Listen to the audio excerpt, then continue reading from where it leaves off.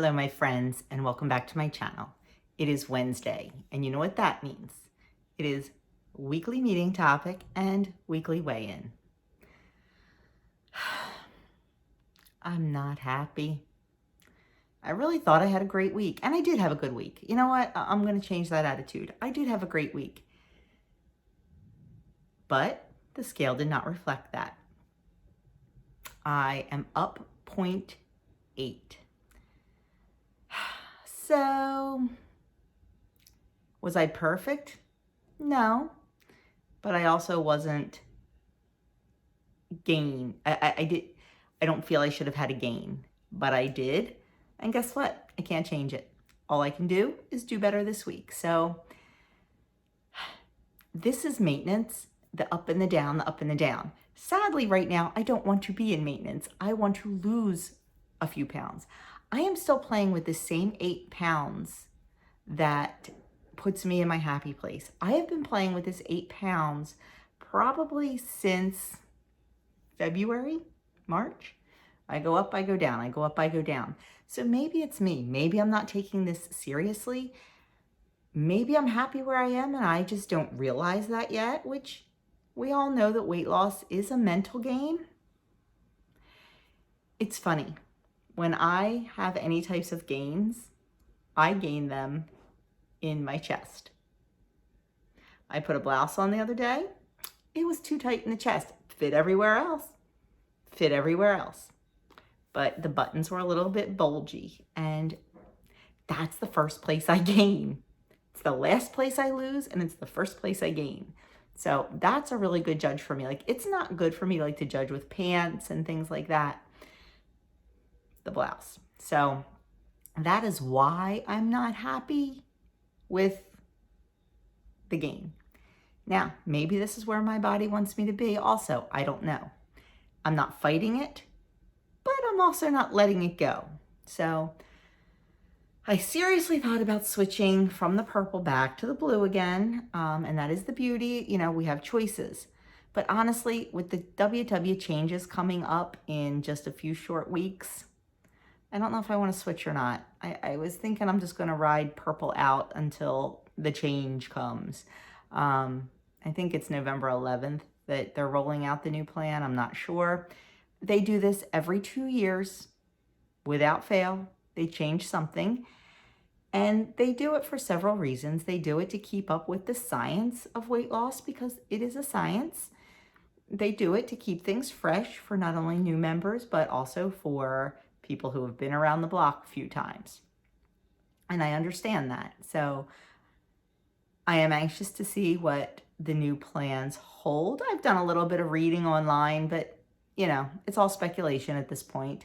You know, until my leader sits us down and tells it to us, until our app changes, we won't know every little detail. But I'm excited. So I'm thinking I'm just gonna stick to purple until then.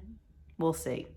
You know, I triple track once in a while, probably twice a week. I look at my points and I look at what they would be on blue and what they would be on green, and I am always within my points on all 3 plans. So I'm not too concerned about that. But anyway, so that is my weigh-in. I am up 0.8. Honestly, I'm not sure what next week is going to bring because the day before weigh-in, I have my colonoscopy, which means Sunday will be a day of fasting and clear liquids for me. And also Monday, because my colonoscopy is not until midday. So I won't have anything to eat from dinner time on Saturday until dinner time on Monday. And you know, people always think, oh, well, number one, it's colonoscopy, you'll be all cleaned out. And number two, well, you know, you'll be fasting for almost 48 hours. You know, so you should have a great loss. Doesn't always happen that way. You know, you retain some air, you retain some fluid. So who knows? I truly don't know what next Tuesday will bring. If it's a loss, I'll say, well, it was a great loss because I didn't eat.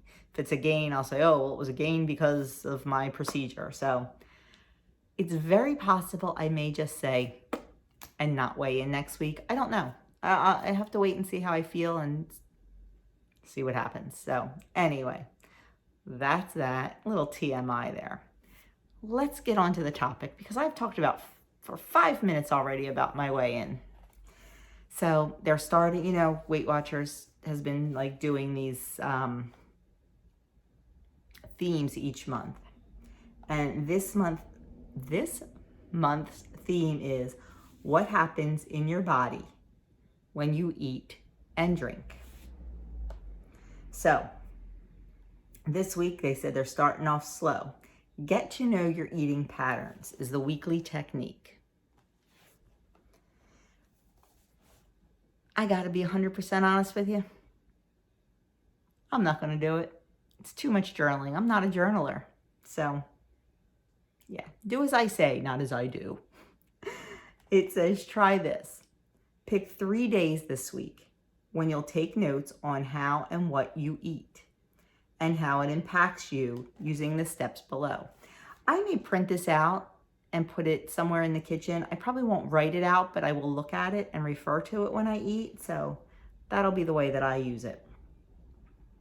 And if you do have issues where you feel like you overeat or where you eat out of boredom, this may help. So it says, number 1, right before you eat, jot down the following. It's been blank hours or minutes since I last ate. And my hunger level is, it goes from 1 to 5. 1 being not hungry at all, to 5 being starving. And then it says, I feel energized, proud, bummed out, regretful, exhausted, or something of your own. I have a really bad glare here. Number 2, track and eat your meal or snack. Did you hear that first word? Track. It doesn't say eat and then track. It says track. So, you know, write it before you bite it.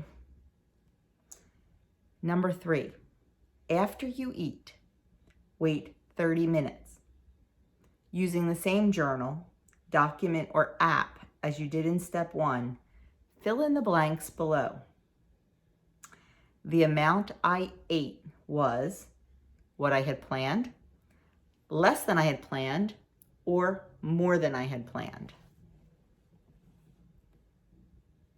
Now my hunger level is 1 to 5 again. Here's a really good one. The speed at which I ate was. It goes from 1 to 5, 1 being slow and 5 being speedy. I used to be a speed eater. Oh my gosh. I would inhale my food. I wondered even sometimes if I stopped to chew. And this time around with Weight Watchers, I've really learned how to slow down. In the beginning, I had to make it a conscious effort. I would put my fork down between bites. I would take a drink between bites. I would put my fork down and chat between bites. Now, I am happy to say that I am much better about the speed that I eat, and I don't necessarily have to make it a conscious effort to do those things. I still do them, just not consciously. It's just now a habit. And it has helped, let me tell you. I get full, I feel more satisfied, and I enjoy my food more because I'm actually tasting it. Before, when I was inhaling it, I wasn't tasting it. Then it says my mindfulness level was number 1 being not mindful and number 5 being majorly mindful. And you know, you have your numbers in between. So mindfulness when eating, I've talked about it before, it's huge.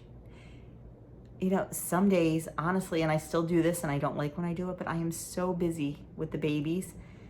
And, you know, I might have one attached to my hip because they're not having a good day. I might have somebody strapped to my chest because they're not having a good day. And it's hard to sit down sometimes and enjoy a meal. And I stand at the counter and I eat. And when I do that, there is no mindfulness because I'm bouncing a baby. I'm talking to a baby. I'm trying to keep a baby quiet. Or I'm standing there, so I'm like, putting dishes away, emptying the dishwasher while I'm eating.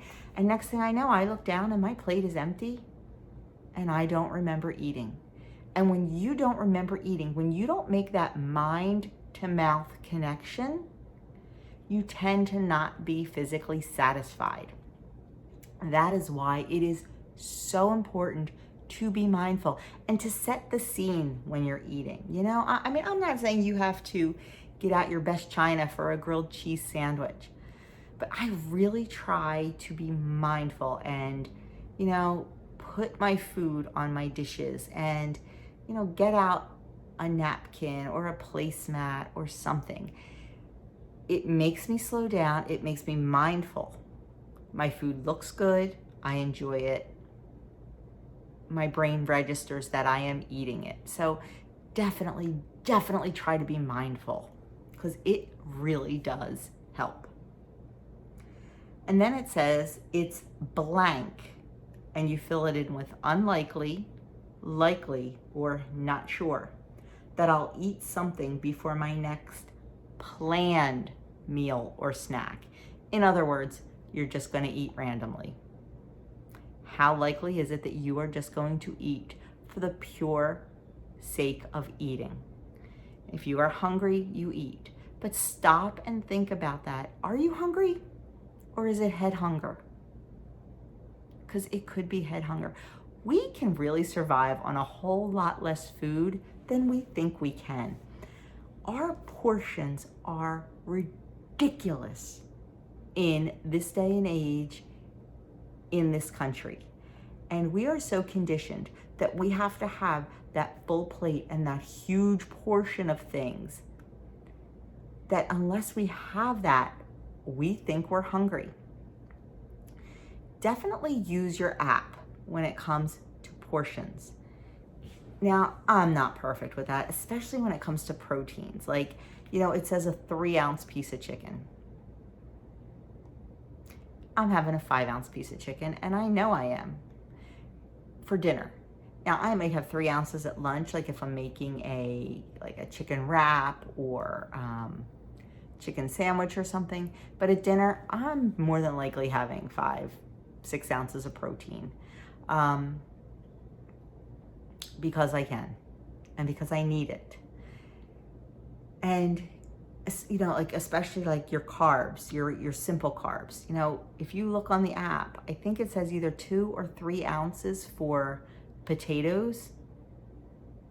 Pay attention to that and weigh out your potatoes.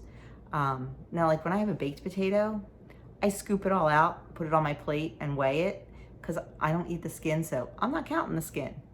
And you will be shocked at how much 3 to 5 ounces of potato is. And it's a really nice portion. You would also be shocked that you might think you're eating 3 to 5 ounces of potato, and it's a whole lot more. It's 9 and 10. So definitely be mindful of your portions and weigh them out. We do not need a plate that is bursting at the seams, especially if you're eating mindfully and slowly. So really pay attention to that this week. And then the next one says, the foods I enjoyed most in my meal were, and they want you to list them.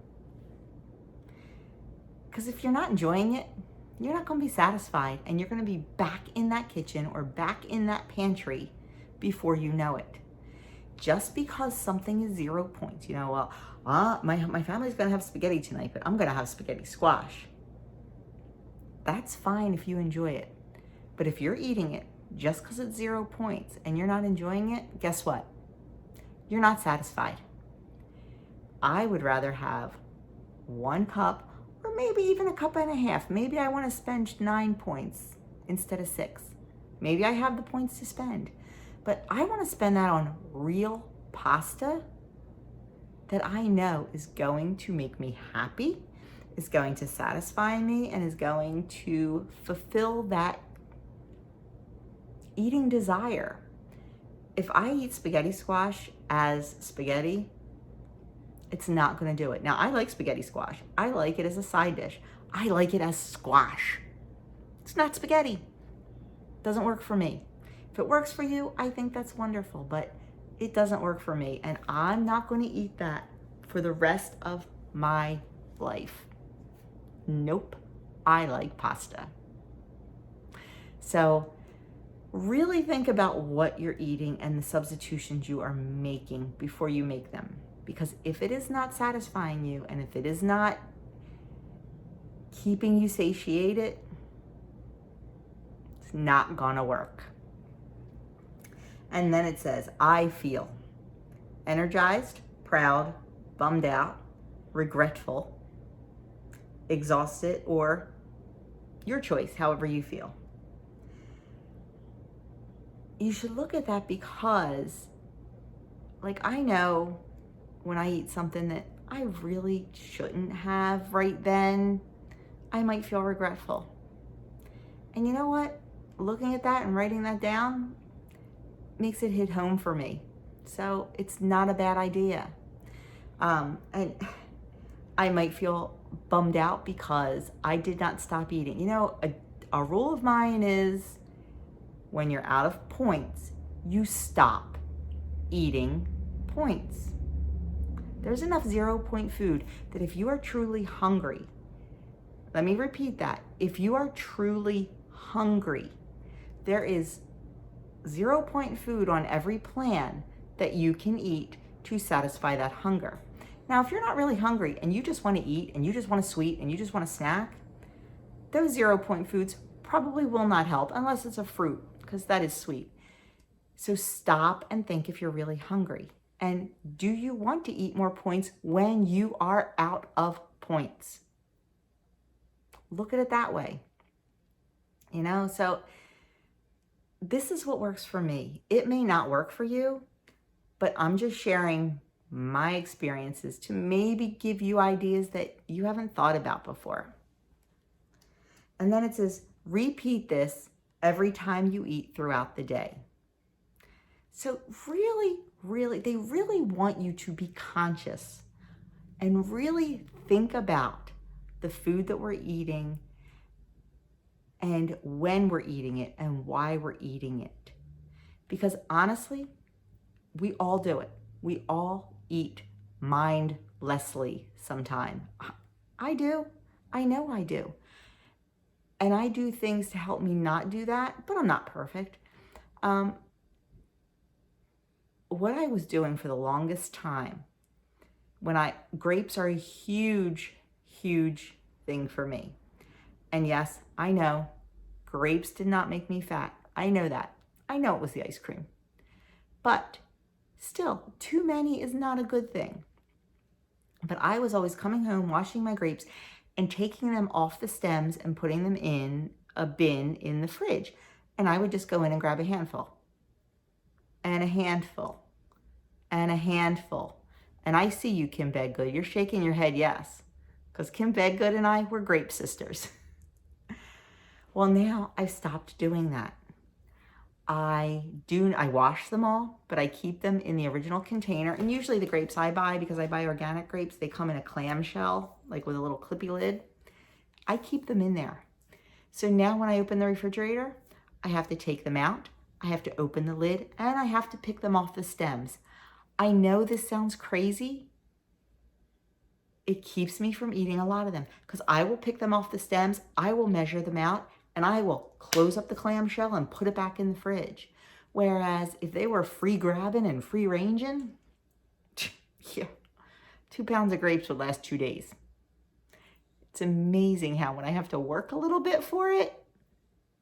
So, you know, you can kind of do that with anything that might be a trigger food for you. I mean, number one, if it's a big trigger food and we're talking like cookies, cakes, things like that, just don't bring them in the house. I think I mentioned this last week, but a subscriber had said this to me and it was the best thing I ever heard. If you leave it in the store, you only have to say no to it one time. Let me repeat that for the people in the back. If you leave it in the store, you only have to say no to it one time. If it's in your kitchen, you're saying no to it every time you open that cabinet. And guess what? Eventually, it's probably going to win. So that's that. A little bit off on a tangent, and I apologize. I'm not a WW leader. I'm not trained to do this. I'm just a girl on a journey. So that's my take on the WW Weekly topic this week. And I will show you what the recipe is. Probably not one I would make. Onion and olive pizza squares. I would make it except for the olives. We don't really do olives. I like green olives, but these are black olives, and we don't care for those in our house. But it does look delicious. Basically, you caramelize the onions. Trying to see what kind of pizza dough they use. Oh, they use packaged pizza dough, which I'd make my own, or use sourdough. Soft goat cheese, basil, oregano, salt, and caramelized onions. So minus the olives, and it looks pretty good. Oh, maybe with a little fig jam on it. Fig jam is my jam these days. So there it is, and it is 5 points on all plans. And you cut it into 12 squares. You do it in a jelly roll pan. So a little bit high for a little piece of pizza, but you could definitely bring the points down by using a different dough, maybe using less goat cheese or a different cheese. So that's that. So thank you for watching, and I will be back next week with the topic. Not sure about a weigh-in. Like I said, I'm just going to ride it out and see, how I feel and what I think. So that is it. Thanks again. And if you haven't already subscribed to my channel, I would love you to hit that subscribe button and join my little community here on YouTube. Hit the notification bell and select all, and every time I upload, you will be notified. So thank you so much again for watching, and I will talk to you in my next video.